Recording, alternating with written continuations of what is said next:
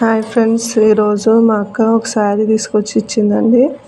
శారీ చూసి, బుజ్జి ఈ శారీ మొత్తం అంచులు పైన కింద రెండు వైపులు పోగులు పోగులు ఊసిపోతుంది బుజ్జి. ఈ శారీ చూస్తే చాలా బాగుంది, నాకు ఇష్టం బుజ్జి. ఈ శారీని పక్కకి ఎట్లా పెట్టాలో, నాకు ఈ శారీ అంటే నాకు చాలా ఇష్టం బుజ్జి. ఏం చేద్దాం బుజ్జి అని చెప్పి తీసుకొచ్చిందండి. చూడండి ఎలా పోగులు పోగులు ఎలా ఊసిపోతుందో. సరే అక్క, నువ్వు టెన్షన్ పడకు, నేను చేస్తాను.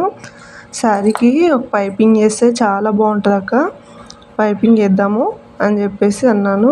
సరేరా, ఏదో ఒకటి చేయరా, ఏదో ఎలా చేయాలనిపిస్తే అలా చేయరా అనేసి ఇచ్చిపోయిందండి.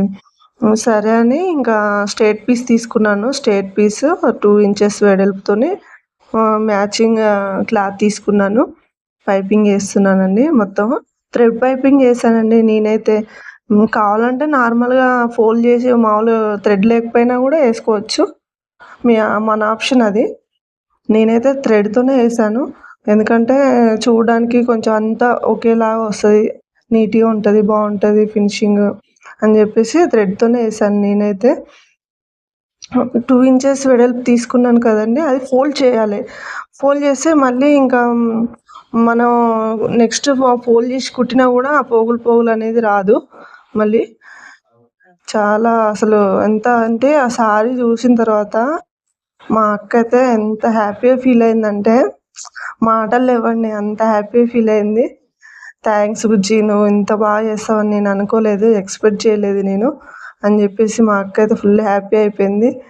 అసలు నేను ఫస్ట్ టైం ఇలా కుట్టడం శారీకి. ఇంకా నేను కూడా సక్సెస్ అయ్యానేమో అనిపిస్తుంది. ఈ శారీ అని కాదు, ఏ శారీకైనా వేసుకోవచ్చు, ట్రై చేయండి. ప్లెయిన్ శారీస్ కూడా వేసుకోవచ్చు, మంచిగా కొత్త లుక్ వచ్చేస్తుంది ప్లెయిన్ శారీస్కి. ఒకసారి ట్రై చేయండి.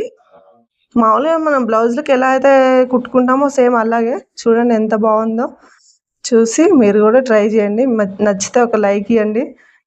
ఫస్ట్ టైం ట్రై చేశాను మా అక్క శారీ మీద, నాకైతే నచ్చింది. మరి మీకు ఎలా ఉందో ఒక కామెంట్ చేసి చెప్పండి.